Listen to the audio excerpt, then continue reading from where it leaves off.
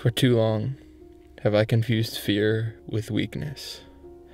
I have obeyed the will of weak men who suppress themselves to appear strong. Men who acquire their so-called strength at the expense of others, but take no account of the damage they have left. I have faced the hardest moments of my life alone because I was convinced that only the coward leans into his weakness. I have failed to tell men that I saved my life, that I love them, because I did not want to appear feminine. Men who I respected have publicly embarrassed me for a laugh.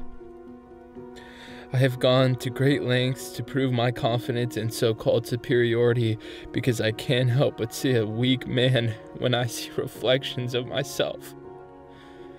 I have belittled groups of people because the word gay and girl were used as weapons to signal that my appearance or actions were less than for the majority of my life.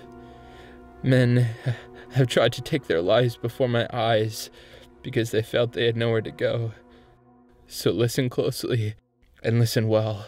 You can be the start of a new generation of men who do not fear weakness, who have the courage to be vulnerable and speak out for those who cannot speak for themselves.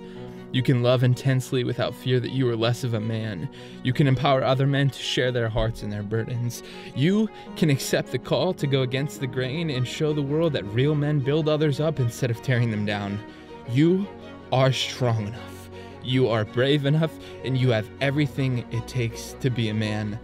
So answer the call, because greatness awaits your arrival. I love you. Your brother.